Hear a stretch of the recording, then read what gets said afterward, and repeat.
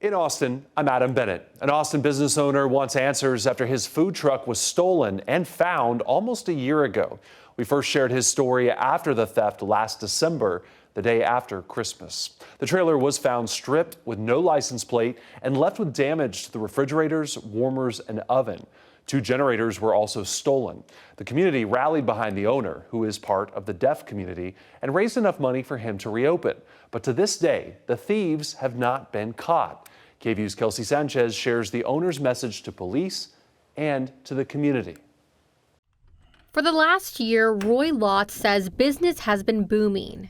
He owns this food truck known as Lots of Barbecue, which now carries a special message. It's really awesome to see because it's really for my community support, because otherwise I'd just be driving around struggling with finances, trying to figure out what to do. Through an interpreter, Lotz explained although he appreciates the community support and being able to do what he loves, there's still some lingering paranoia. I would rather be at peace instead of feeling like I could be targeted again so easily. Last year, on the day after Christmas, Lotz had his trailer stolen from the Ghost Line Kitchen's parking lot in Southeast Austin. Surveillance video from that night shows a pickup truck driving off with it in the middle of the night. The food truck was found in Elgin through a tip. Austin police say the person behind the theft appeared to be in a dark green Ford F-150.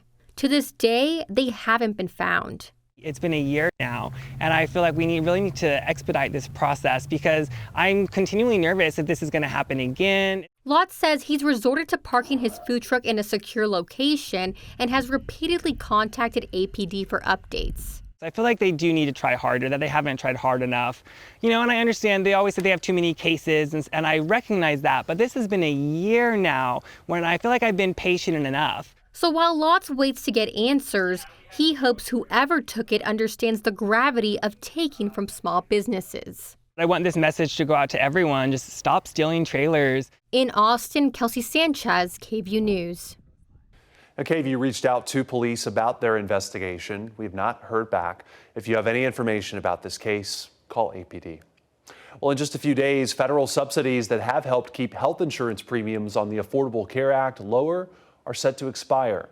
But one state law could possibly offset some of those increases. The law gives officials more control on how health plans are priced. It's through something called silver loading. So essentially, prices for mid-tier plans are raised on paper, so federal subsidies also increase.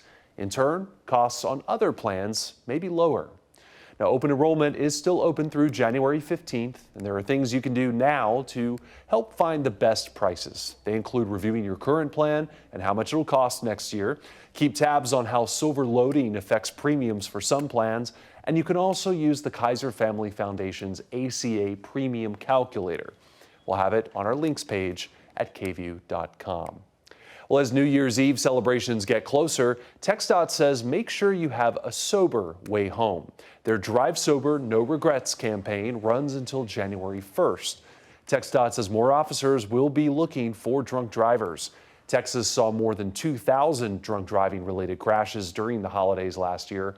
96 people died. Sharice Thomas is at the center of this campaign. A drunk driver killed her 18-year-old daughter, Destiny, in Houston back in 2020. So now at holidays, we actually sit at a table with Destiny's empty chair. Make the wise choice to not drink and drive and take someone else's child away from them. And TxDOT says you have a lot of choices besides drinking and driving. You can find a sober driver, use rideshare, transit, or stay put and sober up.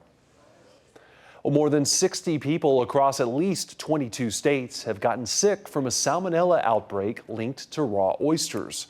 The CDC says at least 2 people from Texas have become ill.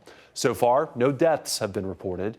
No recall has been announced because officials said a common source of the oysters had not yet been identified. The FDA is also investigating this outbreak. Well, a new year is right around the corner, and if you're thinking about a resolution that really matters, a local nonprofit has an opportunity for you. Seedling is looking for more volunteers to provide school-based mentoring for children impacted by parental incarceration. KVUE's Daniel Gomez takes a closer look at that growing need for mentors. The kids are our future, something you've probably heard often, and the seeds need to be carefully nourished, some more than others. Seedling Foundation provides school-based mentoring for an often overlooked population of children, and that's children who have a parent that's incarcerated.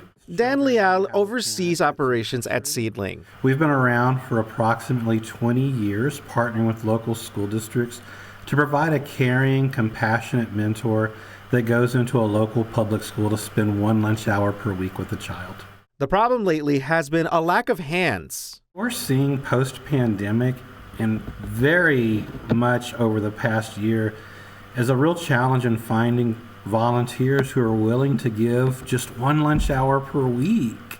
The annual goal is to help 535 kids. For this school year, the goal is to match at least 250 kids with a mentor. And as I speak to you right now, we've made about 107 new matches, and we have about 43 that are in the works. So that's still about 100 short of what we need. There is currently a wait list of kids in need of a mentor, so Leal is putting the call out for volunteers. Students in 4 school districts benefit from this, and they include Austin ISD, De Valley ISD, Hayes Consolidated ISD, and Austin Achieve Public Schools. If a viewer is in those communities that I mentioned, the chances are very high that we'll have a school within 15 to 20 minutes of where they are at lunchtime. Leal is hoping to find and vet Texans generous enough to be a guiding force in the children's lives. Daniel Gomez, KVUE News. And as you heard, another 100 volunteers are needed to help the kids match with a mentor. We'll have more information on how to become one with this story on our website, kvue.com. I'm here to get better and see what this is about, and I'm excited. It's an exciting day. Juju Ibarra was one of many hoopers who got a chance to hone their skills over the weekend and get guidance from the pros, from former pros. The camp is hosted by Evlo Academy. They're based right here in Austin. Corey Mose spoke to the event organizers earlier in the week, and we got a chance to meet with them again over the weekend. 14-year NBA veteran Lamar Odom says these camps help players get a leg up for their future.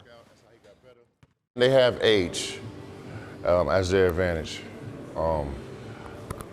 If they can practice really good habits at an earlier age, then that'll help them later on in life, not just on the basketball court. The group plans to have more camps in the coming weeks. Those are the headlines in Austin. I'm Adam Bennett.